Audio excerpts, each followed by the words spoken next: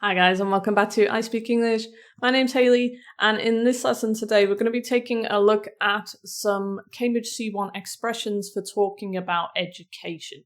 So education's a really big topic in your Cambridge C1 exam. You often get asked about it in speaking part 1. Usually they'll ask you something like, what was your favourite subject at school?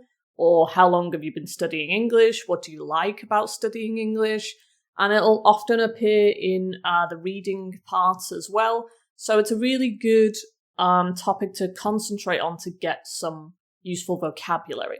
So the vocab that we're going to look at today is actually taken from the podcast episode that I released a few weeks ago.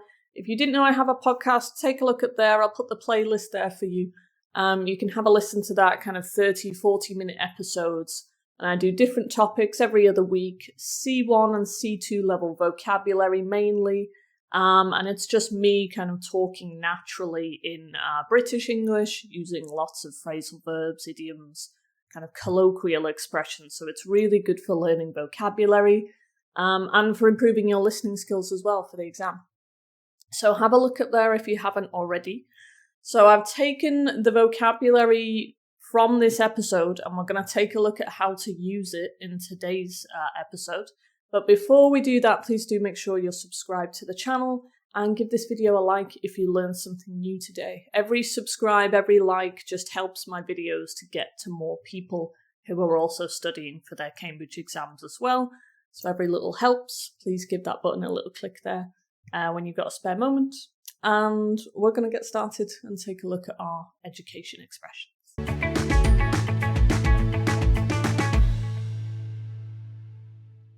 Right, so I've chosen 4 phrasal verbs and 4 idioms from the podcast episode. We're going to take a look at them, and then I'm also going to show you how I would use them in speaking part 1 and speaking part 4. So I'm going to give you some speaking questions, and then we're also going to look at some responses as well using this vocabulary. So let's take a look at our phrasal verbs first of all. So I've got 4 for you here. Our first one is to cram for. Take a closer look at that. So over here, for example, I spent all last night cramming for the maths exam. What do you think that means from the context there? I spent all last night cramming for the exam. What do you reckon that actually means, to cram for? What would you do if you're cramming for an exam? First of all, do you know what the word cram means on its own, the verb cram? Normally we would use cram to mean you try and put lots of stuff in a small space. So if you've got a bag and you're trying to cram everything into your bag, then you're trying to push everything in to make space for it. But if you cram for an exam, you're trying to get as much information into your head as possible, usually in a small amount of time. So if you're cramming for an exam, you're studying really, really hard and trying to remember or learn as much stuff as you can. Okay, so we got to cram. I spent all last night cramming for my exam. So normally you don't want to cram for an exam, really. I would not recommend cramming for the C1 exam at all. That is not an exam you can cram for. You need quite a bit of time to study for your Cambridge C1 exam. So definitely don't cram for that. Okay, if we take a look at our next phrasal verb, which is fall behind. This one you should already know, really, or you might be aware of, because we tend to teach this one at B2 level. If you fall behind with work or with study, you are not at the same level as everyone else. You're behind everyone else, or below everyone else. So you're not reaching that same level. For example, some students fall behind in exam-focused systems. So some students, they don't really progress when the system is only based on exams. Okay, so they're here and everyone else is up here. So you've fallen behind. The opposite of fall behind, do you know the opposite of fall behind? When you have to kind of get up to that level again? Let me know. Put it in the comments if you know the answer to the opposite to fall behind. It would be catch up. So you need to catch up to everyone else, the other students in your class. Or you can just use it on its own to catch up. I fell behind for a few weeks because I was sick, but I eventually caught up. All right, our next one is to put your head down. So this is it is a phrasal verb, but let's say it's also an idiomatic expression as well, to put your head down.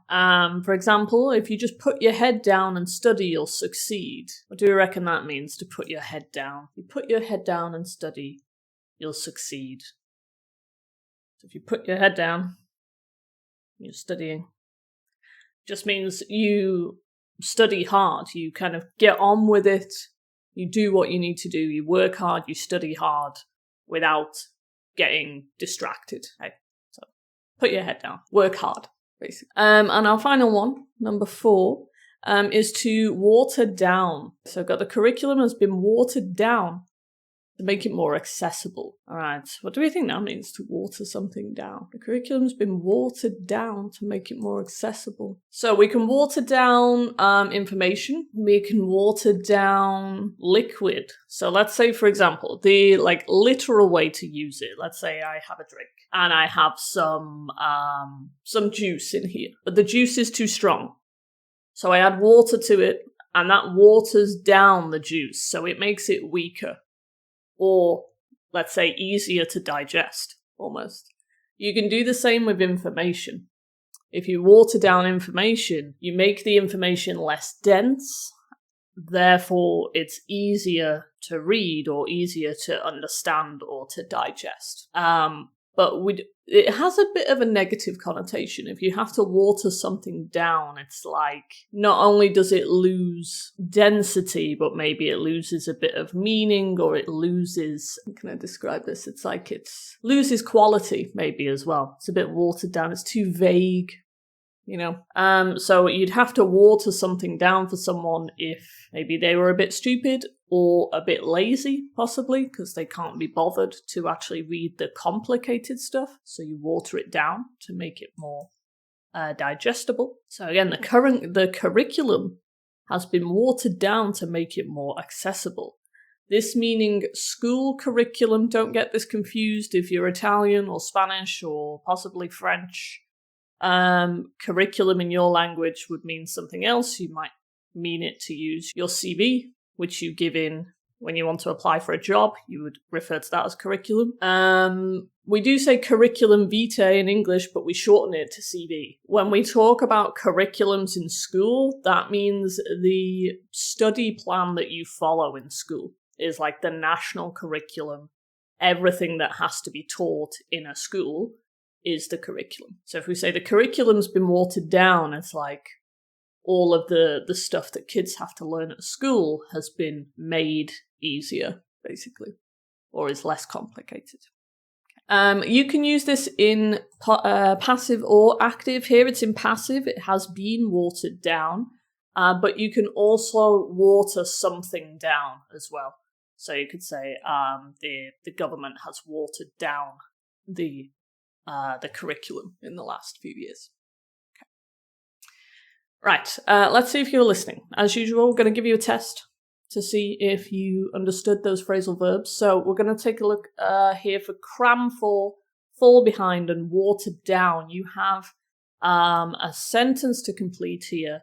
So without regular supervision, it is easy to especially in subjects like maths. Which phrasal verb best fits this gap? What do you think? And if you think you know the answer to this, make sure to fill out the interactive quiz here. You should be able to see it either on the side of your screen or underneath here. Make sure to click the right response there and let me know if you've managed to complete this correctly. So, what do we think? Without regular supervision, it's easy to, especially in subjects like maths. You've got 5 seconds. Click which answer you think is correct. You can write in the comments as well if you want. Got 5 seconds, off you go.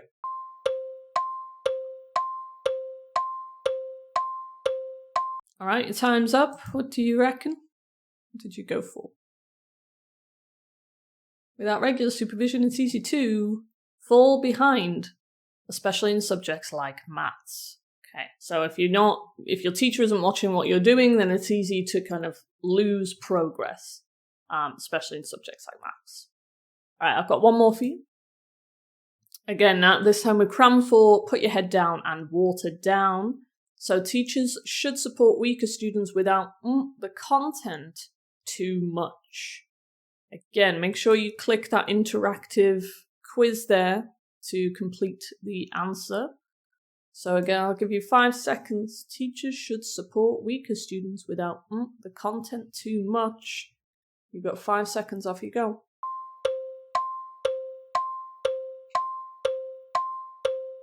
All right, time's up. What did you choose? Teachers should support weaker students without watering down the content too much. So without making the content too easy for them. All right. If you've got any questions about these phrasal verbs, let me know in the comments. Leave a question in the comments. Or if you want to practice them as well. I mean, the hard part about practicing phrasal verbs is actually using them. You might understand them passively, but actively, it's a whole other game. So in the comments, just leave a quick sentence using a phrasal verb and I'll correct you if you need it. Speaking of practicing vocabulary and grammar, so I've got something new for you. I've made a platform, or I should say I'm in the process of making as I'm talking to you now. A platform completely designed for the C1 exam for you to practice all of the grammar and all of the vocabulary that you need to pass this exam. And the great thing about it is that it's for you to actively practice, okay? Not just passively remember stuff, but to actually use it, which is the hardest part. So like I said, it's designed for C1. All of the vocabulary and grammar topics you need are in there, and this really helps to get all of this vocabulary into your long-term memory, and it's a great way to just build your vocabulary over a few months and get everything in there so that when you need to use it, it actually comes to you in the moment when you need to use it, which is what a lot of my students say is the hardest part for them, that they know the vocab, but when they need it, they just can't get it out, you know? So this is why I designed this platform for you. As I speak to you now, the platform isn't out yet. I'm still testing it with my students, so it might not be out while you're watching this video. If it's not, click up there and there'll be a waiting list. You can just sign up, and as soon as it's out, I'll send you an email and you can try it out and everything. So click up there. If it is out, click up there anyway, and it'll take you straight to the platform and you can have a look and start improving your vocabulary and grammar. So yeah, any questions, let me know in the comments as well, and I'll get back to you. But that's for you. I'll leave that there. Links in the description as well as up there, so click whichever one you want. In the meantime, we're going to move on and we're going to take a look at our idioms. So we're done with phrasal verbs. Our idioms, our first one is to be out of your depth. This is a really nice one. So for example, she fell out of her depth in such an advanced class. All right. So if you're out of your depth, this actually comes from swimming. If you go out of your depth in a swimming pool or in the sea, it means you can't touch the floor. Okay. So you're just like, trying to stay with your head above water, basically. But if you're out of your depth in other situations, it just means everything's too much for you, and you can't manage to do whatever it is you're trying to do because it's too much. So you need to go backwards a bit so that you can touch the floor and you're kind of stable, basically. So if you're out of your depth, it's too much. You can't cope. So we had the expression, she fell out of her depth in such an advanced class. Okay, so the class was too difficult for her and she couldn't progress. So again, she'd have to go backwards maybe into another class so that she was more stable. Okay. So you can be out of your depth in any situation, really. If it's just, the situation's just too much for you, then you're out of your depth. The next one we've got is to burn the midnight oil. Okay, this is a nice one. You could say, I was burning the midnight oil last night to get my thesis finished. All right, what do you think that means, to burn the midnight oil? It's a bit of an old expression, but we do still use it. So obviously, back in the day before electricity, people used oil to light their homes, right? And you had to burn oil in order to light your home. When you went to bed, you would, blow out a candle or extinguish the oil thing. So if you're still burning oil at midnight, that means you're still awake. So if you burn the midnight oil, you are working or studying into the night, and you're not going to sleep. You're staying awake in order to work or to study. So I was burning the midnight oil last night to get my thesis finished, means I was up all night studying and working to finish my thesis. Okay, so we'd normally use it in continuous form. I was burning the midnight oil. We'd often use it in that way. And then you would give the context after. Let's say why you were awake or why you were burning the midnight oil. Next up, this one's one of my favourites. I use this quite a bit, actually. Is to go in one ear and out the other. It's quite literal in a way. Someone's talking to you and something goes in one ear, goes out the other, and it doesn't stay here in your brain, then it just means you weren't listening. You didn't absorb the information, it didn't stay here, it just went straight through.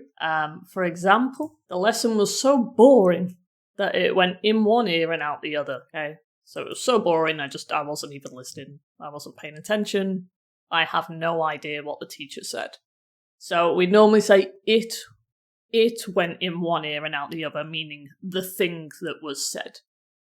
And the final one, we've got get the hang of something. For example, it took me a while to get the hang of academic writing. Okay, so if you get the hang of something, you just get used to it, you get good at it, you progress with it. So we would say get the hang of with a noun, for example, academic writing, or get the hang of with a verb and ing, get the hang of doing something. Okay. Yeah, right. So there are 4 expressions. So again, I'm going to test you. Let's see if we can fill in the gaps here. So we've got a sentence here with either be out of your depth, burn the midnight oil, or get the hang of it. We have many students still rely on before exams. Okay, a tricky one. I'm going to give you 5 seconds. Have a look. See if you can fill in that gap. Off you go.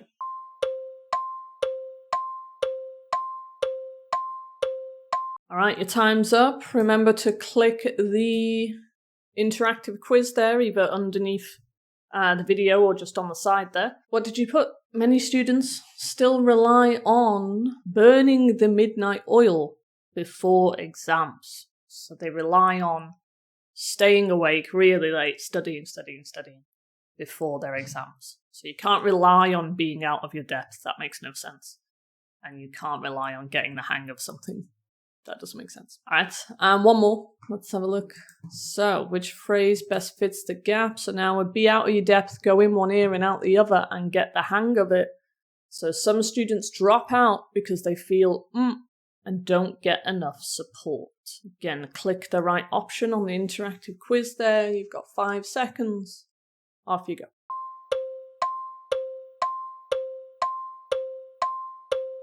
All right, time's up. What do you think? Some students drop out because they feel out of their depth and don't get enough support.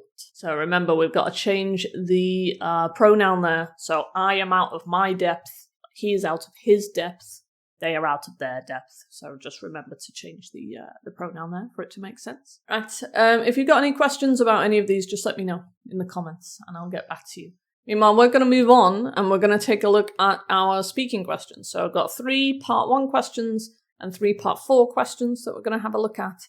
And we're going to take a look at the responses as well that use the vocabulary that I've just given you, which is exactly what you want to do in your speaking exam. This is where you can be more informal and you can start using phrasal verbs and idioms. And that will get you much higher marks in your exam if you can do that. So our first question is, what was your favourite subject at school? This is a really common question to get in part 1. So make sure you've got a good answer for it. But also make sure your answer's not too long. You want to be keeping it quite concise, but still a little bit descriptive at the same time. So the response here that you could give is, I was really into history because I never had to cram for it. It was interesting enough that I could just put my head down and enjoy learning it. Okay, so I've got cram for, put your head down. Okay, you'll notice here we've got I was really into rather than I like or my favourite subject at school was. try to not repeat the same question that they asked you. Always try to use synonyms, phrasal verbs, idioms, stuff like that. So I never had to cram for it, I never had to study lots, and I could just put my head down, study, and just enjoy learning it. All right, simple. Next one. Would you like to study anything in the future?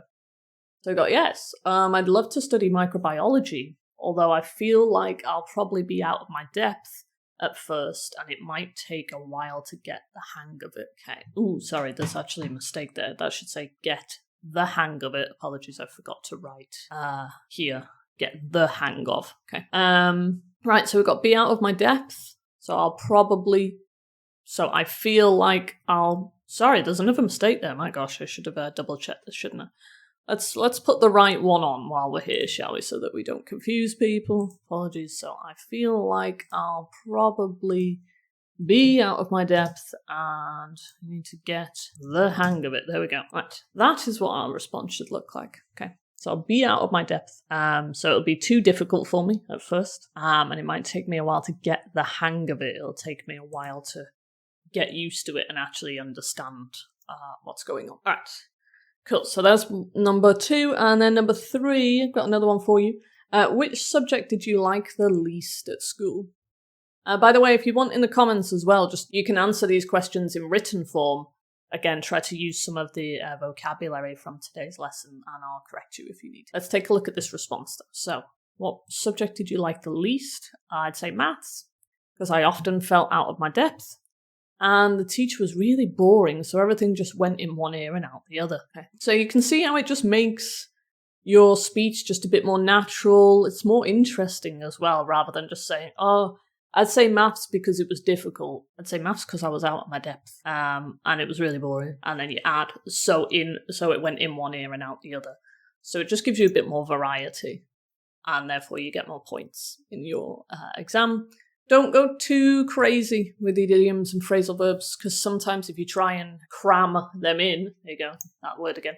If you try and cram too many in to your speech, it sounds a bit weird. So just a couple here and there is enough. All right, we're going to take a look at part 4 questions. So now we want a bit more kind of extended, just a bit longer. And some of these questions, obviously, you'll also be kind of discussing with the other person in your exam as well, because it's a discussion part. But let's say they ask you, do you think education is easier now than in the past? Again, let me know in the comments what you think. Let's have a look here at the response. A lot of people say that the curriculum's been watered down, but I think the pressure's increased in other ways. Students still have to work hard, and a lot of them end up burning the midnight oil just to keep up. All right, so we've got watered down. Burn the midnight oil. We've also got 2 extra phrasal verbs here that you should already know if you're advanced level. So you end up doing something, it's like this situation finishes in this way when it should have kind of finished in a different way. It's like, oh, I ended up burning the midnight oil. And then we've got keep up at the end there, which is kind of the opposite of fall behind. So catch up is what you do after you fall behind. If you keep up, that means you maintain the same level. So if you don't keep up, you fall behind, basically. Okay, I've got another 2 questions for you here, part 4 questions. So, how important is it for students to enjoy what they study? Again, let me know in the comments what you think. So this person said, for me, it's absolutely essential. If students are interested, they're less likely to feel out of their depth and more likely to put their heads down and stay engaged. Otherwise, they might end up losing focus and start falling behind. Okay, so we've got out of your depth, put your head down, end up, again, that phrasal verb we just saw in the last one, and fall behind. So again, you can just see the naturalness of how this is spoken. So, instead of saying less likely for it to be difficult, more likely to study hard, no, put your head down, feel out of your depth. It's just a more natural way of saying it. All right, one more then. Why do some students struggle more than others at school? Okay, so I think one reason is that some students quickly feel out of their depth. We can use this quite a lot, this one. Especially if they don't understand key concepts early on. And then inevitably they start to fall behind, which makes it harder to stay motivated. And then this creates a vicious cycle. Nice collocation there as well, vicious cycle. We use that quite a bit. when we talk about, just this bad situation that just goes round and round and you can't really stop it. It's a vicious cycle. All right, so there's that question. I think I do, yes, I have one more question. I thought I only had 3, but I've actually got another one for you. So do you think exams are an effective way of assessing students? So if you're a Cambridge exam student, I'm guessing you think the answer is yes, but let me know what you think in the comments. So this person says, I'm not entirely convinced, to be honest. Might be a bit of an odd thing to say in a Cambridge exam, but you don't get points taken away for your opinion. The examiners don't really care what you say. They're just listening more to your grammar and your vocabulary and your pronunciation.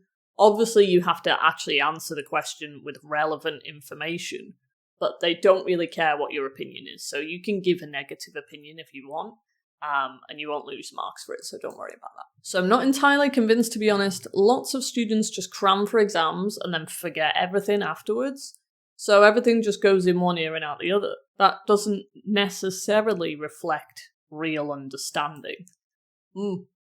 I would agree. A lot of my students, teenage students anyway, who study in Italy and Spain basically tell me the same. They study all this information and then they just forget everything after they've done their exam. So, and let me know in the comments what you think. Right, so that's everything for today then. Again, just a reminder, if you want to listen to the podcast, improve your skills, your listening skills, take a look at there, or the links in the description as well. Have a look there, have a listen, and you'll be able to hear all of this vocabulary from today's lesson in natural conversation. And if this episode did help you, please do give it a like, leave a comment, and make sure you're subscribed to the channel so that you can come back every week and learn English with me for free. There's new episodes every Saturday, long form episodes and shorts every single day. If you've got any questions about the exam or anything, just let me know, leave me a comment. And if you'd like to take any lessons with me or any of my video courses, you can go to www.englishclassesonline.co.uk and you can find everything there. That's all from me for today, and I'll see you in another class soon. All right, have a nice day. Bye.